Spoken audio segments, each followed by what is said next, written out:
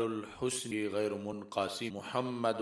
تاج رسل اللہ قاطبۃ محمد صادق الاقوال والکلم محمد لانفسنا محمد شکرہ فرد علی الامم رب صلی وسلم دائما ابدا علی حبیبک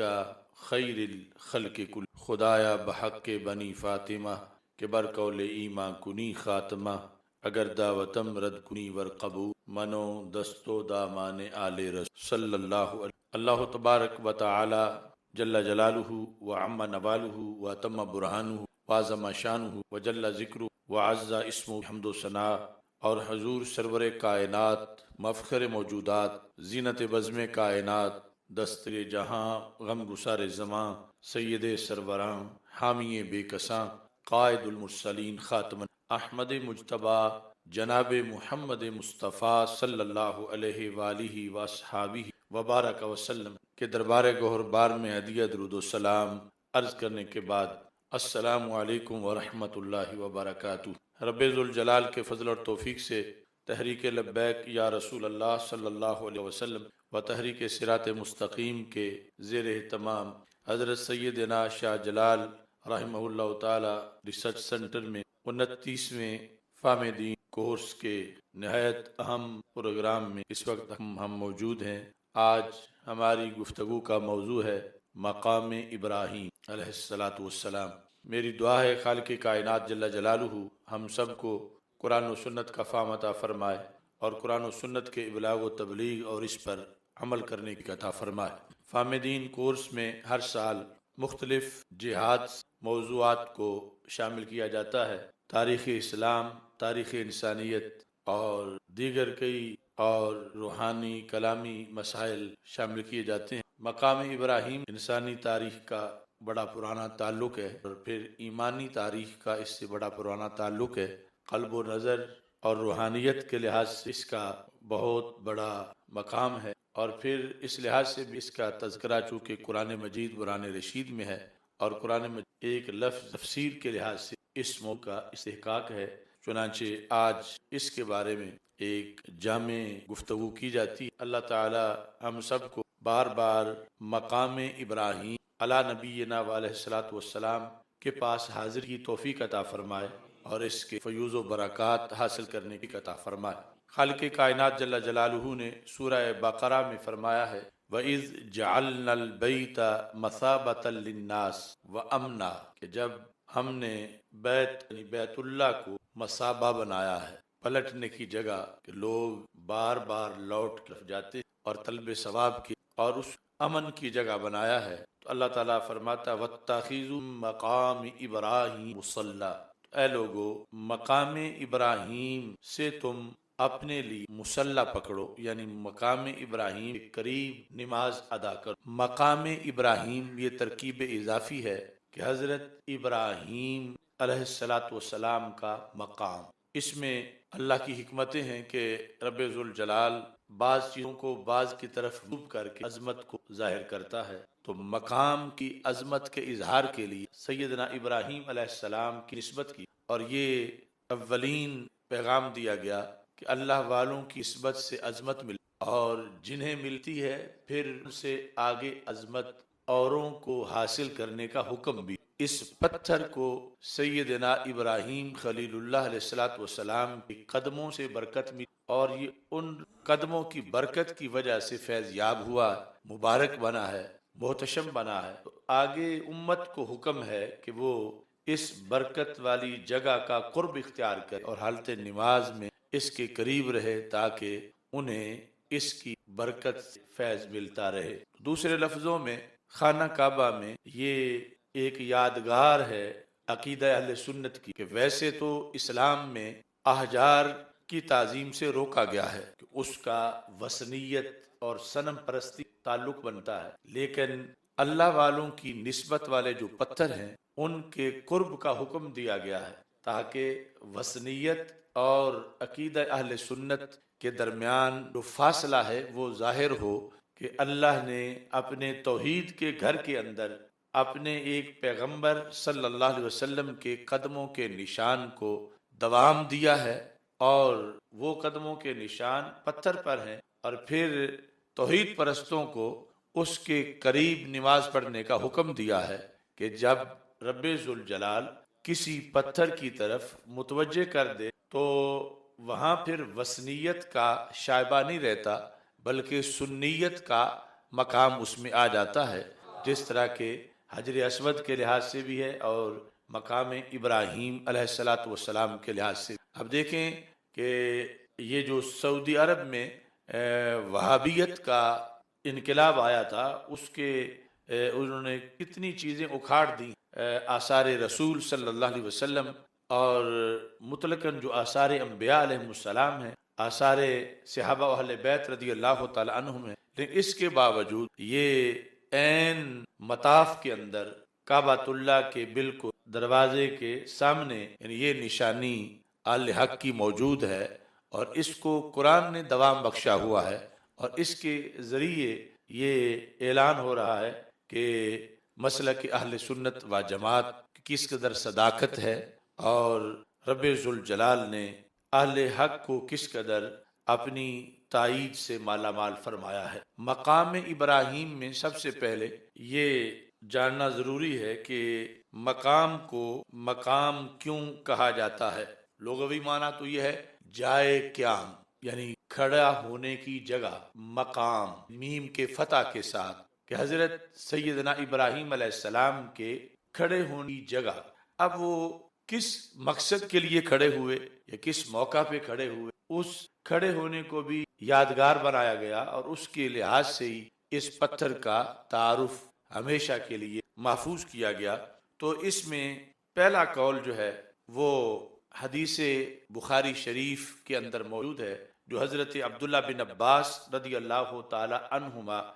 جس کے راوی ہیں کہ جس وقت بیت اللہ کو تعمیر کیا جا رہا تھا تو عبداللہ بن عباس رضی اللہ تعالی عنہ بیان کرتے ہیں فجعل اسماعیل علیہ السلام یأتی بالحجارہ، کہ حضرت سیدنا اسماعیل علیہ السلام کعبۃ اللہ کی تعمیر کے لیے پتھر لا رہے تھے، وابراہیم یبنی، اور سیدنا ابراہیم علیہ السلام پتھر پکڑ کے آگے دیوار بنا رہے تھے، حتی اذا ارتفع البناء، یہاں تک کہ جب دیوار اونچی ہو گئی، یعنی زمین سے اوپر اٹھایا گیا اور پتھر لگاتے لگاتے دیوار اونچی ہو گئی، جاء بهذا الحجر، تو حضرت اسماعیل علیہ السلام یہ پتھر لائے، فوضعہ لہ، تو حضرت ابراہیم علیہ السلام کے لیے حضرت اسماعیل علیہ السلام نے یہ پتھر رکھا تاکہ دیوار کے بلند ہو جانے کے بعد اس پہ کھڑے ہو کر آگے پھر تعمیر کریں، فقام علیہ وہو یبنی، تو اس طرح پھر حضرت سیدنا ابراہیم علیہ السلام اس پتھر کے اوپر کھڑے ہو گئے، اس حالت میں کہ آپ دیوار کی تعمیر کرتے جا رہے تھے، واسماعیل یناولہ الحجارۃ، اور حضرت سیدنا اسماعیل علیہ السلام ان وہما یقولان، اور دونوں کی زبان پر یہ تھا ربنا تقبل منا انک انت السمیع العلیم، کہ اے اللہ ہم سے یہ کاوش قبول کر لے کہ تو سمیع ہے اور تو علیم ہے۔ اب یہ حضرت عبداللہ بن عباس رضی اللہ تعالی عنہ کا موقف ہے کہ جو صحیح بخاری شریف میں ہے، جس کو پھر ابن جریر نے بھی روایت کیا ہے، مسند امام احمد میں بھی ہے، اور دیگر بہت سے اس کے اور بھی روایت کرنے والے ہیں، صحاح اور سیر والے، اور حضرت عبداللہ بن عباس رضی اللہ تعالی عنہ حضرت سعید بن جبیر رضی اللہ تعالی عنہ نے تابعین میں اسی طور پر روایت کیا ہے۔ دوسرا سبب اس کو مقام کہنے کا وہ اس سے ہٹ کے اس کا تعلق بنائے خانہ کعبہ سے نہیں ہے کہ حضرت سیدنا ابراہیم علیہ السلام ایک اور موقع پر اس پتھر پہ کھڑے ہوئے تو اس بنیاد پہ کو مقام ابراہیم کہا جاتا۔ یہ قول جو ہے یہ حضرت عبداللہ بن سلام رضی اللہ تعالی عنہ کا ہے، صحابہ رضی اللہ تعالی عنہ میں سے، ایسے ہی صحابہ رضی اللہ تعالی عنہ میں سے حضرت عبداللہ بن زبیر رضی اللہ تعالی عنہ کا بھی یہی قول ہے، اور پھر آگے تابعین میں حضرت مجاہد، حضرت سعید بن ابی ہلال وغیرہ اس کو روایت کرتے ہیں۔ یہ کھڑا ہونا ایک اور مقصد کے لیے تھا کہ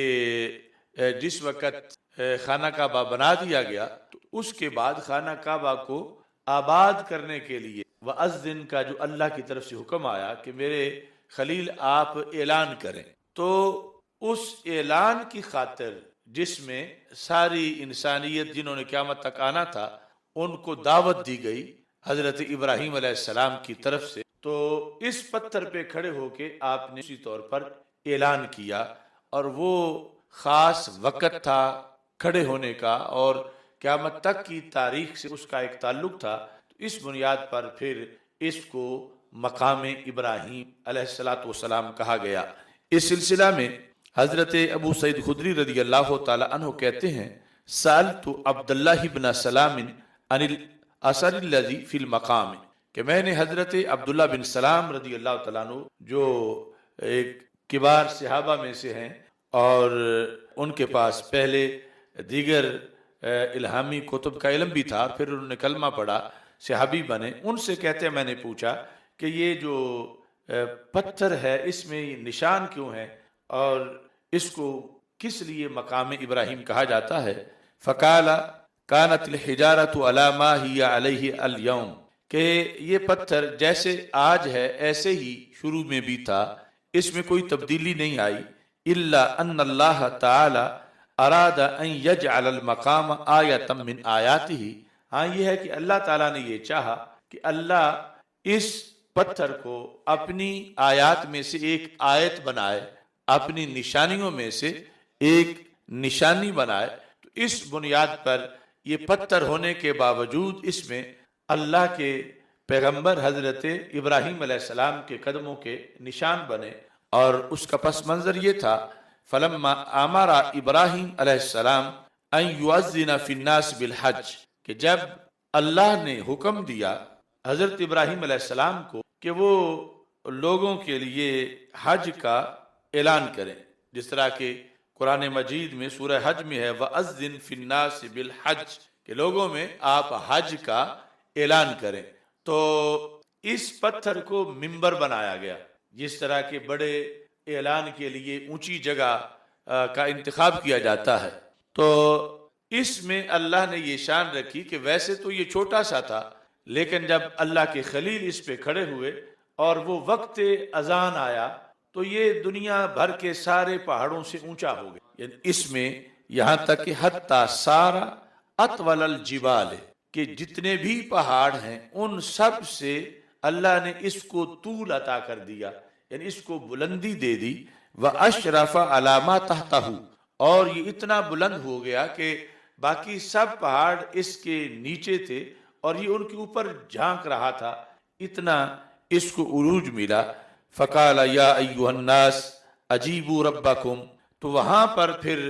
یعنی چونکہ حضرت ابراہیم علیہ السلام پہلے اس پہ کھڑے ہو چکے تھے اور پھر اس کو بلند کیا گیا، اور اس کے بعد انہوں نے پوری انسانیت کو آواز دی اور یا ایھا الناس کہہ کر یہ کہا کہ اللہ کا گھر بن گیا ہے، میں تمہیں سب کو دعوت دیتا ہوں اور تم اس دعوت کو قبول کرو۔ تو جس نے اس وقت ارواح میں سے بھی لبیک کہا تھا تو وہ ضرور قیامت تک اس جگہ پہ حاضر ہوگا، اس نے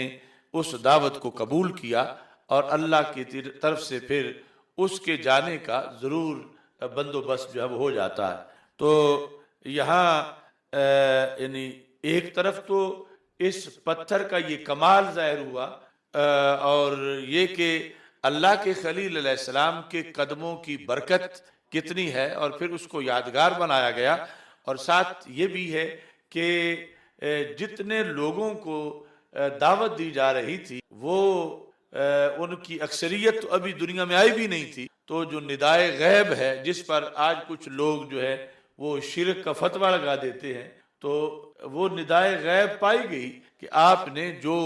قریب موجود تھے، بعید موجود تھے، روئے زمین پر موجود تھے، جنہوں نے ایک دن بعد پیدا ہونا تھا یا ایک صدی بعد پیدا ہونا تھا یا کئی صدیوں بعد پیدا ہونا تھا، ان سب کو مشترکہ ایک ہی آپ نے پیغام دیا، ان کو دعوت دی، اور اس طرح حج کا شیڈول قیامت تک کے لیے تیار ہو گیا، اور جس نے بھی وہاں حاضر ہونا ہے اس کے لیے رب ذوالجلال نے یہ اہتمام کیا۔ تو بنیادی طور پر اس موضوع میں یعنی مقام کے لحاظ سے یہ وضاحت لازمی تھی کہ مقام ابراہیم کو دو لحاظ سے مقام ابراہیم کہا جاتا ہے۔ ایک تو اس بنیاد پر کچھ لوگوں نے کہا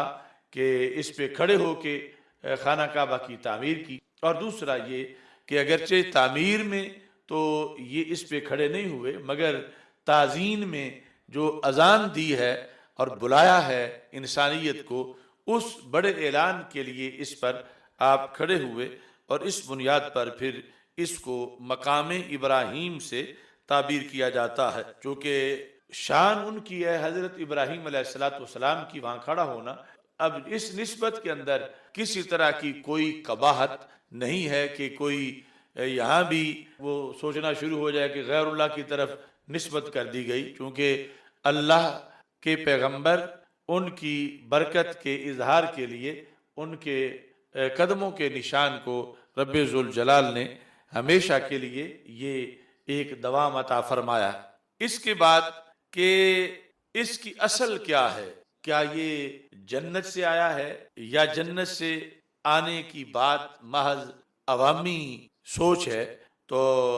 اس سلسلہ میں بھی حدیث خاموش نہیں، بلکہ مصنف عبد الرزاق کے اندر حدیث جو ہے وہ تفصیل سے موجود ہے، اور اس میں حضرت عبداللہ بن عمر رضی اللہ تعالی عنہ کہتے ہیں سمعت رسول اللہ صلی اللہ علیہ وسلم یقول ان الرکن والمقام یاقوتتان من یاقوت الجنہ، کہ رکن اور مقام دونوں، رکن سے مراد ہے حجر اسود اور مقام سے مراد ہے مقام ابراہیم، یعنی یہ دونوں پتھر جو ہیں یاقوت کے ہیں اور جنتی یاقوت کے ہیں، اور اس طرح کا یاقوت کہ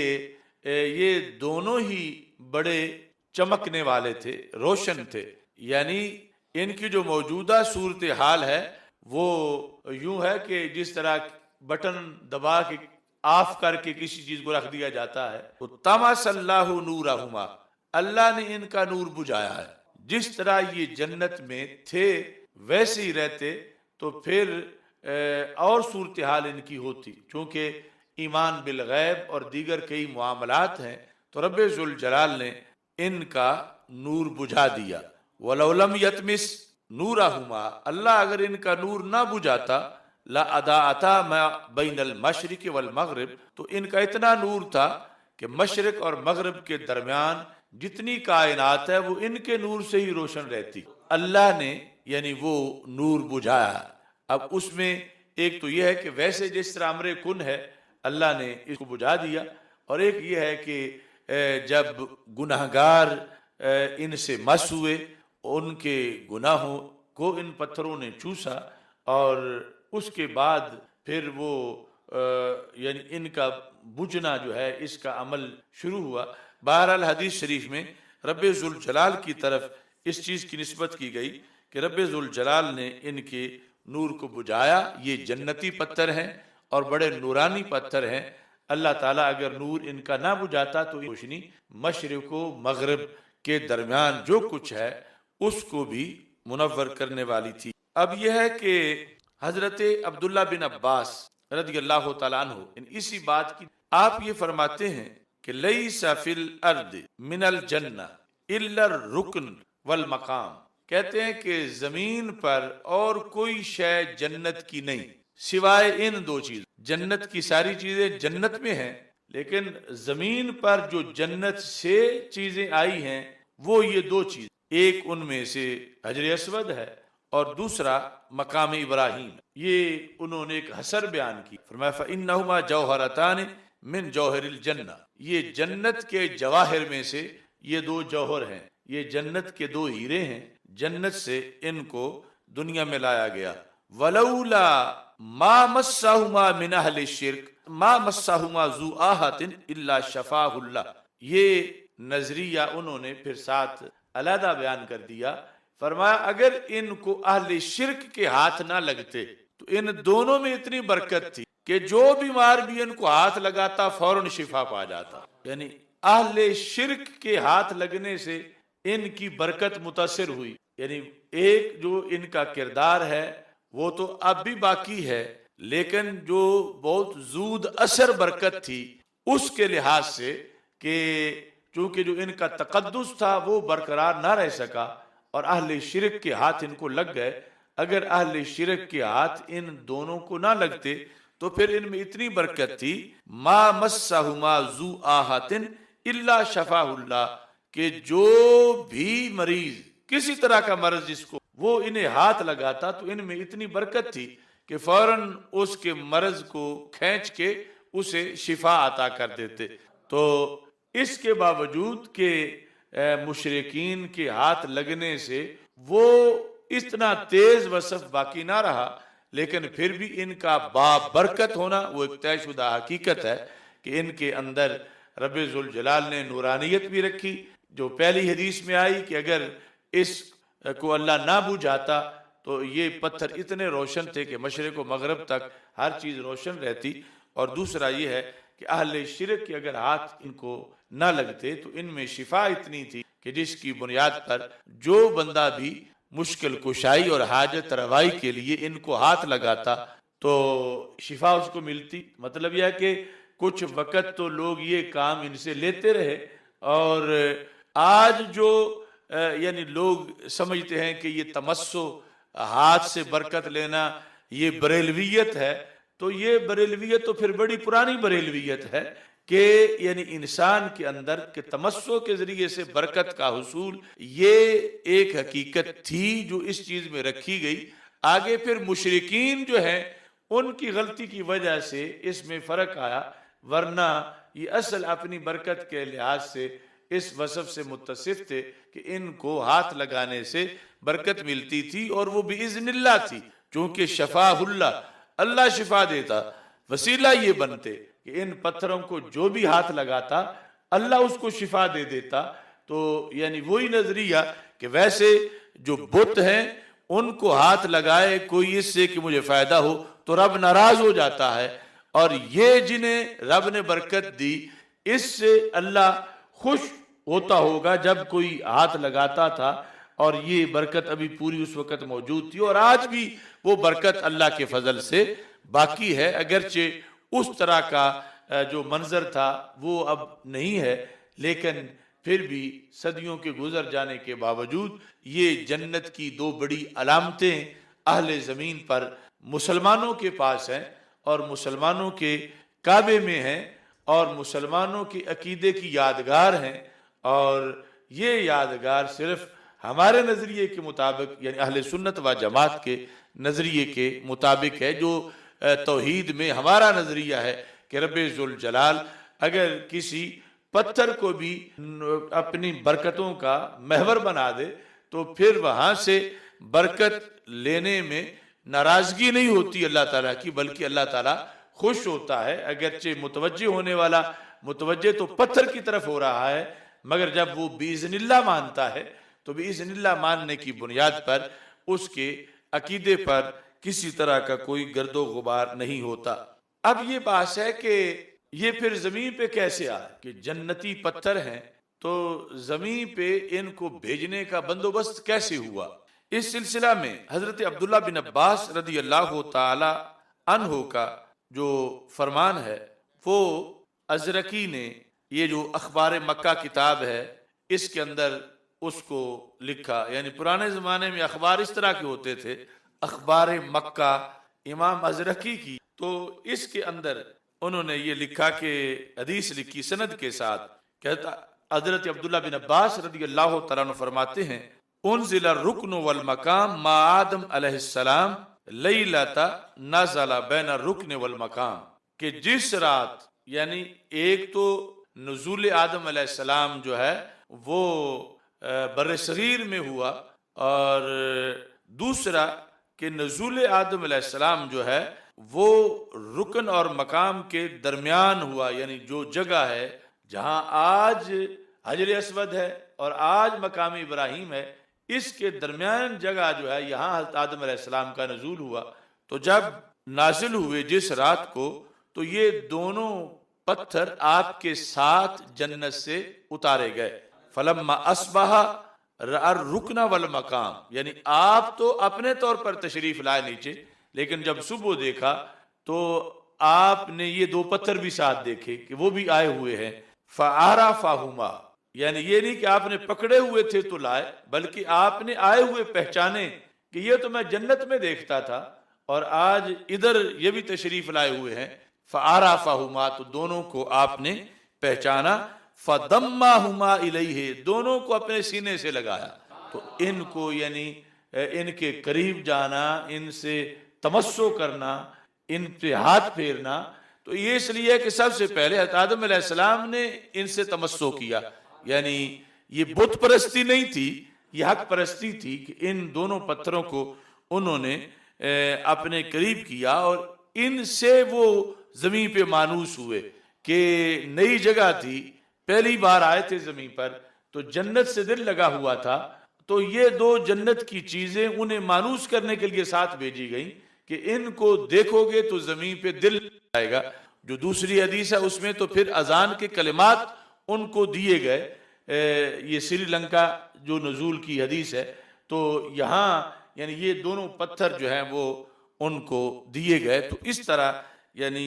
ایک حدیث کے مطابق ان دونوں پتھروں کی آنے کی صورت جو ہے وہ یہ تھی. سیدہ عائشہ صدیقہ رضی اللہ تعالی عنہا فرماتی ہیں القی المقام من السماء، کہ مقام کو یعنی مقام ابراہیم کو پھینکا گیا آسمان سے، یعنی آسمان سے اتارا گیا زمین پر. تو یہ ساری اس بات کی دلیلیں ہیں کہ یہ جنت سے آئے ہیں، اور ان کے اندر رب ذوالجلال نے اہل دنیا کے لیے خصوصی برکتیں رکھی ہیں. حضرت ابی بن کعب رضی اللہ تعالیٰ عنہ کہتے ہیں ان جبریل علیہ السلام جاء بالمقام، کہ حضرت جبریل علیہ السلام لے کے آئے. اب یہ تیسرا قول ہے، یعنی جو دوسرا تھا عائشہ صدیقہ رضی اللہ تعالی عنہ والا، وہ یہ ہے کہ اوپر سے اسے گرایا گیا، اور یہ ہے کہ جبریل علیہ السلام ساتھ لے کے آئے. جاء بالمقام حتی واداہ تحت رجل ابراہیم، یہاں تک کہ اس کو حضرت ابراہیم علیہ السلام، وہ جو قول ہے بنائے کعبہ کے لیے کھڑے تھے، تو ان کے پاؤں کے نیچے جبریل علیہ السلام نے اس پتھر کو رکھ دیا، جسے مقام ابراہیم کہا جاتا ہے. مقام ابراہیم کے لحاظ سے اگلی بات یہ ہے کہ کیا یہ جہاں اب ہے شروع سے ہی یہاں ہے، یا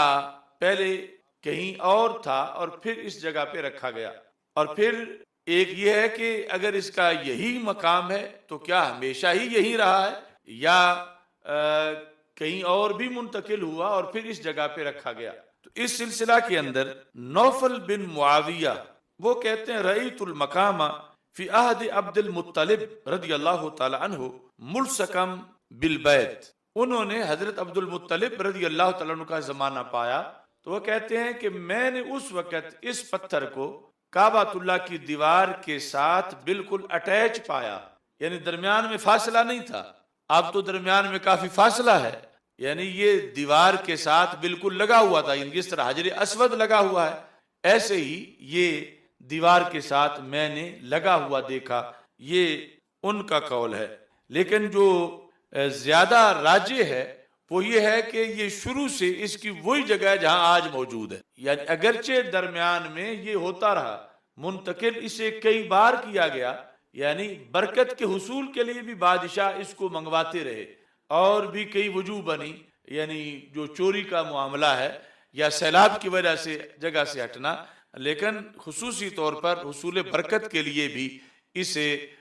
مختلف جو دربار ہیں بادشاہوں کے پہلے ان میں لے جایا گیا. لیکن اس کی جگہ وہی تھی جہاں پھر یعنی جو لے جاتا تھا وہ واپس اسی جگہ پہ لا کے رکھ دیتا تھا. یعنی خانہ کعبہ کی دیوار میں لگا ہوا ہونا اٹیچ وہ کمزور بات ہے، اور یہ جس جگہ پہ ہے یہاں اس کا ہونا اگرچہ درمیان میں انقطاع آتا رہا یہ زیادہ راجح ہے. اور پھر اس کے لحاظ سے یہ چیز بھی ہے کہ اصل تو جو بڑا حکم ہے وَاتَّخِذُوا مِن مَقَامِ إِبْرَاهِيمَ مُصَلَّى، کہ اس کے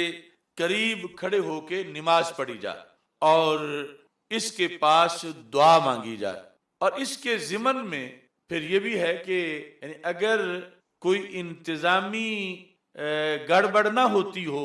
تو اس سے تمسو بھی جائز ہے، یعنی حصول برکت کے لیے. اب ایک ہے کہ کسی کام کا شرعی ناجائز ہونا، ایک ہے کہ رش کی وجہ سے مشکل ہونا اور اس کی وجہ سے پھر روکنا. یعنی یہ جو سعودی شرطیں ہیں وہ جو جس نقطہ نظر سے روک رہے ہوتے ہیں کہ یہ شرک ہے، یہ بدعت ہے، یہ حرام ہے، یعنی اس نقطہ نظر میں، تو اس نقطہ نظر پر اس سے روکنا جائز نہیں، اس میں برکت ہے اور یہ اس سے تبرک شریعت میں جائز ہے۔ ہاں یہ کہ جب رش بہت زیادہ ہے اور ہر بندہ ہی وہاں رکے تو اس کے سے اگر مسائل بن رہے ہوں تو وہ ایک علیحدہ انتظامی صورتحال ہے، اور اس انتظامی صورتحال کا لحاظ بھی رکھنا چاہیے کہ لوگوں کے طواف میں رکاوٹ نہ ہو۔ لیکن جو نفس جواز ہے اس کا انکار نہیں کیا جا سکتا کہ اس کے لیے اور نئی دلیل کی کیا ضرورت ہوگی، جب آئی جنت سے ہے اور قطعی طور پر ہے، تو پھر جب سب سے پہلے حضرت آدم علیہ السلام نے لگایا ہے سینے سے، تو بنی آدم تو پھر ضرور رگڑے گا اپنا سر اور ہاتھ اس کے ساتھ کو حصول برکت کے لیے۔ تو اس بنیاد پر یہ فرق جو ہے وہ ذہن میں رکھنا ضروری ہے۔ موجودہ یعنی جو وہاں پہ مسلط وہابیت ہے وہ یلا حرام حرام، وہ یعنی اسی پر جو ہے لگے ہوئے ہیں، کہ جبکہ اصل جو ہے اس کا تقدس ہے، اس میں برکت ہے، اور اس برکت کے لحاظ سے جو پہلے ہم دلائل بیان کر چکے ہیں کہ یہ جنت سے آیا ہے، اور پھر آدم علیہ السلام نے خود اس سے مس کیا ہے، اور اس کے بعد پھر خلفاء جو ہیں مختلف، ان کے لحاظ سے بھی یہ اخبار مکہ کے اندر لکھا ہے صفحہ نمبر 38 پر، یعنی دوسری جلد کا جو صفحہ نمبر 38 ہے، اس میں یہ لکھا ہے کہ حج المہدی امیر المومنین سنت 60 و 100، یعنی 160 ہجری میں مہدی نامی جو امیر المومنین تھے مسلمانوں کے، انہوں نے حج کیا۔ تو جب وہ حج کے لیے آئے تو عبید اللہ بن عثمان بن ابراہیم حجبی، یعنی یہ جو خاندان ہے جن کے پاس کعبے کی چابی ہوتی ہے، اسی خاندان کے فرد عبید اللہ، انہوں نے یہ پیشکش کی امیر المومنین مہدی کو کہ میں آپ کو خصوصی طور پر ایک زیارت کروانا چاہتا ہوں، اور ایک پیشکش میری ہے خصوصی طور پر۔ تو جب رش نہیں تھا، فی ساعت خالیۃ، نصف النہار کے وقت جب رش نہیں تھا، تو اس وقت وہ عبید اللہ بن عثمان کہنے لگے جو مہدی کے ساتھ خادم تھا، اذن لی علی امیر المومنین، مجھے امیر المومنین سے ملنے دو، فإن معی شیئا لم يدخل به علی احد قبلہ، کہ میں انہیں ایک ایسی جگہ پہ داخل کرنا چاہتا ہوں جو ان سے پہلے وہاں کوئی نہیں داخل ہوا، یعنی یہ جو قریب کے دور کے لوگ تھے۔ وَهُوَ يَسُرُّ امیر المومنین، تو امیر المومنین کو جب یہ پتہ چلے گا تو وہ خوش ہوں گے جو میں ان کے لیے اہتمام کرنا چاہتا ہوں۔ فَأَدْخَلَهُ عَلَيْهِ، یہ پھر مہدی سے عبید اللہ نے یہ بتایا کہ میں تجھے مقام ابراہیم اصل دکھانا چاہتا ہوں اور اس جگہ پہ داخل کرنا چاہتا ہوں۔